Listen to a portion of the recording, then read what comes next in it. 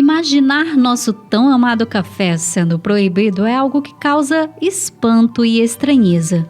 No entanto, por mais que pareça uma fake news, isso de fato aconteceu no século XVI.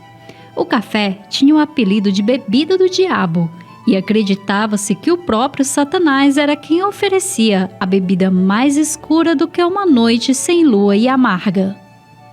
Mesmo com a proibição, foram abertos os primeiros cafés, que se tornaram locais de compartilhamento intelectual, com pessoas lendo literatura, declamando poemas e ouvindo músicas. Seus frequentadores eram mal vistos pelas autoridades religiosas e por vezes até perseguidos. Esses estabelecimentos só foram oficialmente legalizados no século XVII, quando alguns embaixadores introduziram o café aos nobres da Europa. Mas a proibição só acabou quando o Papa Clemente VIII resolveu experimentar a bebida do diabo. Sendo um alimento de origem muçulmana, os católicos eram proibidos de consumir o líquido, e só em o sumo sacerdote tomar o café era um verdadeiro absurdo. No livro de Cláudia Rodin sobre o café, ela descreve as palavras do Papa ao consumir a bebida. Pois bem, esta bebida de Satanás é tão deliciosa que seria um pecado deixá-la somente para os infiéis. Enganemos Satanás, batizando-a. Com a liberação oficial dos estabelecimentos e a aprovação do Papa, a popularização do café foi ainda mais rápida. Mas lhe pergunto, você sabe como se descobriu o café? A bebida mais consumida do mundo, perdendo apenas para a água, veio de uma planta nativa das regiões altas da Etiópia, e sua história é tão antiga que ninguém tem evidências suficientes para saber quando ela começou a ser consumida.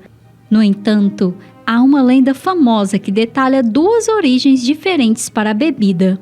Um pastor etíope, chamado Caldi, percebeu que quando as cabras se alimentavam de uma planta com folhagens que tinham frutos amarelo-avermelhados, elas ficavam com mais energia. Intrigado com o comportamento dos animais, ele resolve levar uma amostra da planta para um monge. Na primeira versão, diz que o religioso não levou muito em consideração a planta e a jogou no fogo. Ao fazer isso, o aroma logo foi sentido e por isso ele teve curiosidade pelos grãos. Já a segunda versão conta que assim que Caldi entrega as sementes ao monge, ele demonstrou interesse e até fez uma infusão. Após consumir o preparo, percebeu que ela causava uma agitação e até começou a usar o líquido para as noites de reza. A história da bebida se espalhou e todos quiseram a receita. Além de se ingerir o fruto, passaram a utilizar sua polpa doce, macerar e misturar em banho nas refeições. As folhas também eram mastigadas e usadas no preparo de chás. O suco fermentado das folhas e frutos servia no preparo de bebidas alcoólicas. De acordo com evidências históricas, a primeira vez que o café foi propositalmente cultivado aconteceu em monastérios islâmicos do Iêmen. E foi nessa região que a produção comercial ficou restrita, pois se mostrou um bom produto que tinha um bom potencial econômico, sendo uma mercadoria competitiva por ter características estimulantes, e ficou conhecido como vinho da Arábia. O porto do Iêmen foi o maior exportador de café do século XIV, e para proteger o produto, tinha o costume de vender os grãos apenas torrados.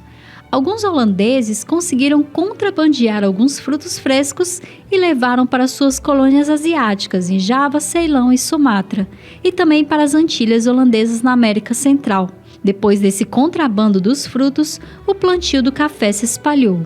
Quando o café chegou na Europa, inicialmente era consumido como um remédio para combater vários males, e só no século XVII começou a ser utilizado como bebida. Ao chegar nos cafés em Veneza, os grãos foram tratados como artigo de luxo, sendo uma especiaria considerada uma droga, pois constantemente era consumida onde estavam sendo realizados encontros sociais com muita música, o que desagradou os religiosos, como foi citado anteriormente.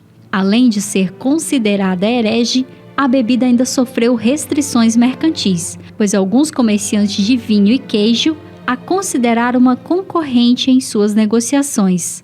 Ao chegar na Prússia, inicialmente o café também foi proibido pelo rei Frederico o Grande, mas ele logo percebeu que, ao invés de restringir, poderia tirar proveito da popularidade da bebida e tentou até monopolizar o comércio no país. O consumo do café nos países aos poucos tomaram grandes proporções e disso houve a necessidade de realizar processos mais ágeis na preparação da bebida.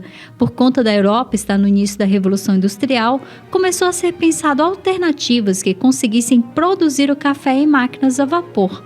E foi o italiano Angelo Turin o responsável por criar o primeiro protótipo da máquina de café.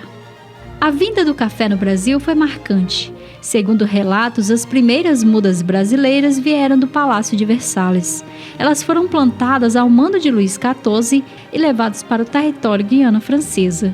O brasileiro e sargento Francisco Melo Palheta, com o pretexto de resolver problemas territoriais para a coroa portuguesa, visitou o país vizinho e trouxe na bagagem algumas mudas e sementes de café para Belém, no Pará, em 1720. Após a chegada das mudas, o café foi se expandindo timidamente pelo litoral até ser incumbido a João Alberto Castelo Branco a missão de iniciar as plantações no sudeste do país. Ao chegar na região do Vale do Rio Paraíba, no Rio de Janeiro e em São Paulo, se iniciou no Brasil um novo ciclo econômico. Inicialmente, as plantações eram modestas e, com o passar dos anos, foi chamado de Ouro Negro, sendo responsável pela continuidade do Império Português e responsável economicamente pelo primeiro reinado. Em 1850, o Brasil era o maior produtor de café, responsável por 40% da produção total. O lucro era tão grande que a produção cafeeira foi responsável pelo início do processo de modernização da economia e da sociedade brasileira. Os destaques para essa modernização são as construções de ferrovias que favoreciam o transporte dos grãos e que, como consequência, aumentou a velocidade dos transportes e interligou regiões do Império. Por consequência, houve um fortalecimento do Porto de Santos, que era o principal local de escoamento da produção. Os responsáveis pelas produções foram denominados de barões do café, sendo considerados uma nova e importante classe social brasileira e vistos como a elite do país. Infelizmente, para sustentar tal produção, o período escravista foi prolongado, sendo uma amarga herança desse crescimento econômico. Apesar de dominar a produção mundial do café e sua economia ter influenciado uma certa modernização do país, a indústria brasileira era defasada, pois os maquinários exportados para o país eram ultrapassados. Com plantações de monocultura e a crise americana de 1929, chegou ao fim o ciclo do café no país. Com as ações caindo e o preço do café despencando rapidamente, junto com a queda do poder aquisitivo das pessoas, a venda dos grãos caiu no mercado externo e o preço da saca de café chegou a diminuir em 90%. Uma forma desesperada do governo de Getúlio Vargas na época para conter a crise foi queimar os estoques de milhares de sacas. Se estima que 70 milhões de sacas foram queimadas em 1931, o que alguns especialistas acreditam ser o suficiente para suprir por 3 anos o consumo de café no mundo. Por mais que a crise de 29 tenha sido uma grande perca para a economia, o Brasil ainda é um dos principais produtores e exportadores do café mundial. São centenas de municípios que têm a produção cafeeira como a principal fonte de receita e de postos de trabalho, sendo produzido principalmente o café arábico e o café robusta. As maiores produções estão concentradas em Minas Gerais, Espírito Santo, São Paulo, Bahia, Paraná e Rondônia. O brasileiro é o segundo maior consumidor de café de acordo com a ABIC, Associação Brasileira da Indústria de Café, e em 2024 registrou um aumento de 1,11% no consumo. Foram 21,916 milhões de sacas consumidas e movimentou no mercado interno 36,82 bilhões e no mercado externo 134 milhões. Infelizmente, para os apreciadores da bebida, nos últimos 4 anos a matéria-prima subiu 224% e o café no varejo subiu 110%. O que assusta o consumidor ao verificar o preço nas prateleiras do supermercado. Mas mesmo com preços altos, quem resiste a um cafezinho? O café fez e faz parte da história do Brasil. Todos os dias é ele que nos ajuda a acordar para iniciar o dia, é quem nos mantém produtivos e acordados no trabalho, nos estudos e às vezes é com ele que compartilhamos momentos especiais com pessoas que amamos. Ele pode estar quente, gelado, cremoso, pode ser com ou sem açúcar, muito torrado ou gourmet. O que não pode é faltar o café.